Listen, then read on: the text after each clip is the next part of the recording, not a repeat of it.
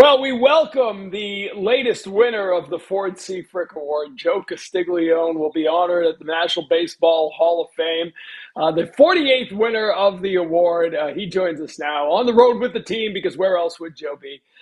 Joe, how excited are you as you close in on that Hall of Fame weekend? Well, it's getting really close now, and nervous times setting in. But it's still hard to believe. I mean, I never got into this thinking anything about Cooperstown or the Hall of Fame. I just wanted to do baseball, and fourth time on the ballot.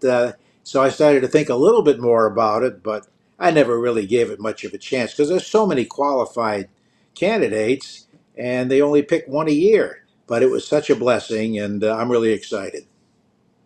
Joe, I How think big is the trip? Go ahead. Go ahead, Alex.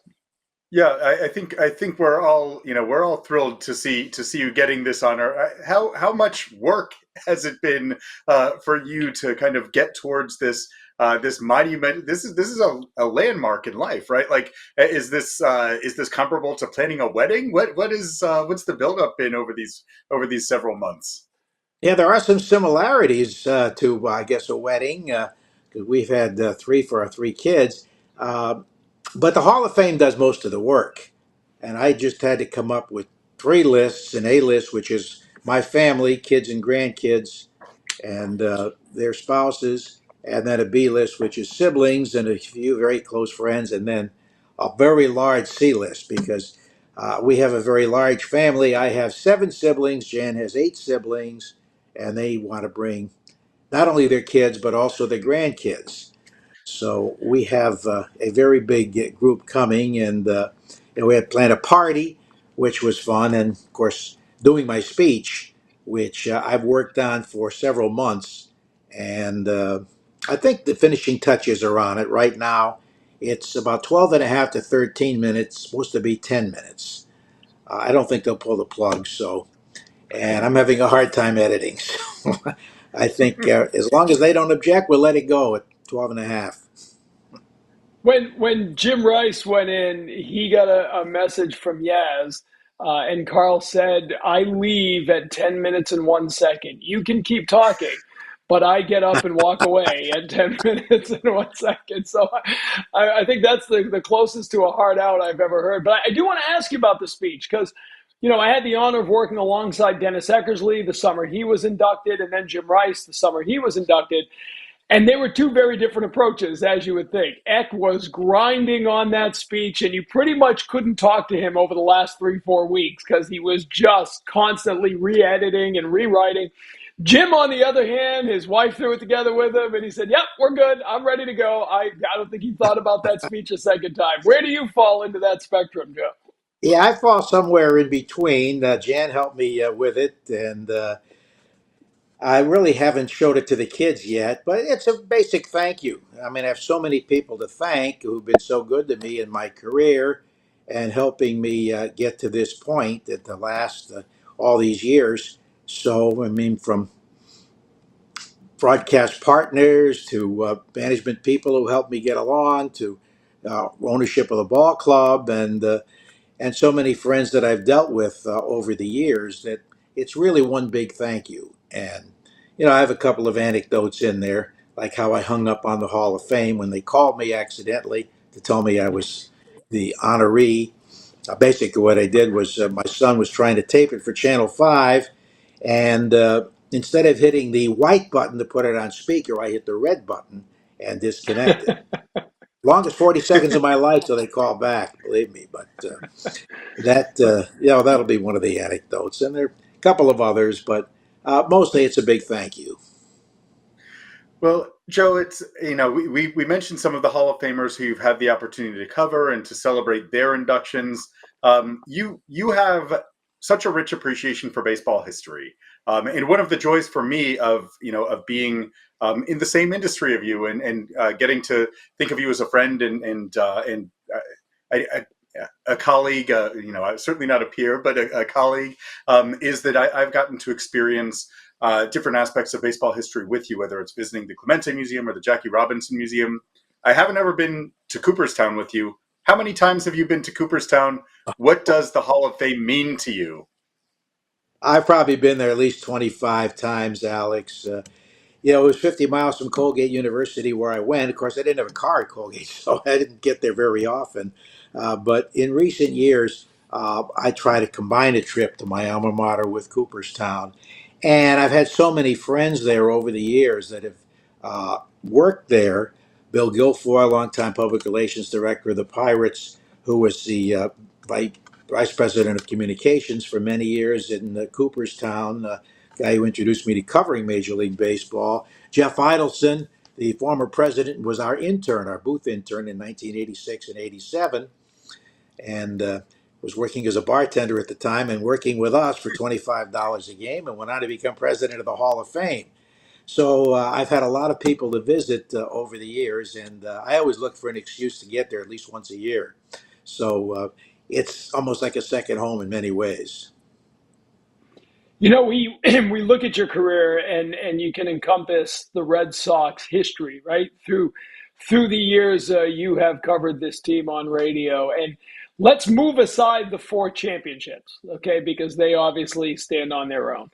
Is there? I mean, I was thinking of some of the great moments you called. From a Roger Clemens 20 strikeout game to the four no hitters to so many great moments. The Bernansky catch.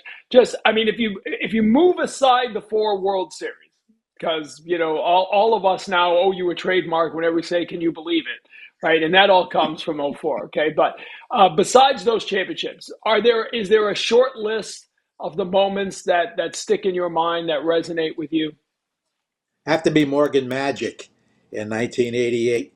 Joe Morgan takes over. The Red Sox win 12 in a row, 19 out of 20, 24 straight at home. So that would be the period because Joe's one of my closest friends.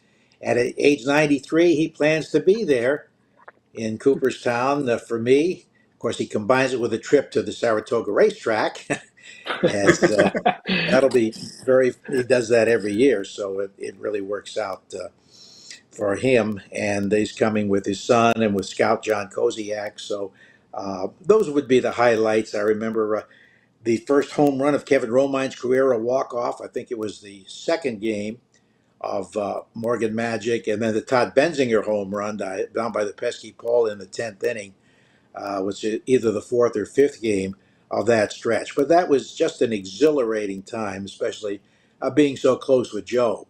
And the 20 strikeout games, certainly.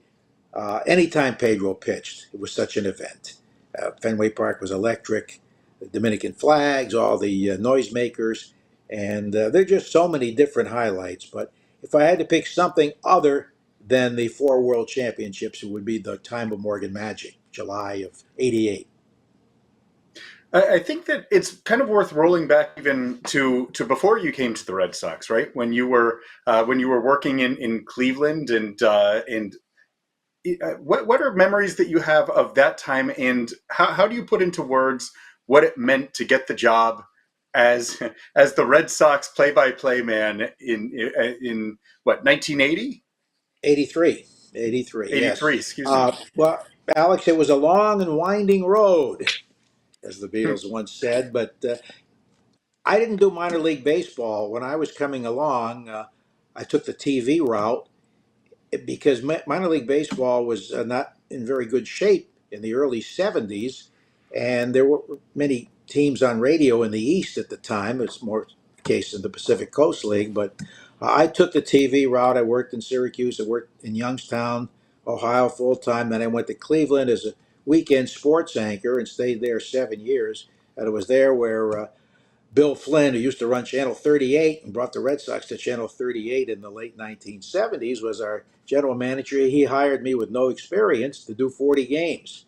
Because in those days, that's all we had pre-cable TV days. So we were on the CBS affiliates, Star Broadcasting, and then we're going to preempt CBS primetime programming very often for a sixth-place team. So that was my first experience in 1979. My first game was at Fenway Park.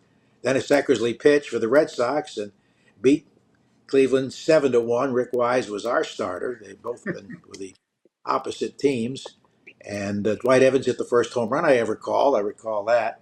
And we lost 7-1. And on the way home that night, it was somehow just a one game event. And then they were coming to Cleveland after a day off.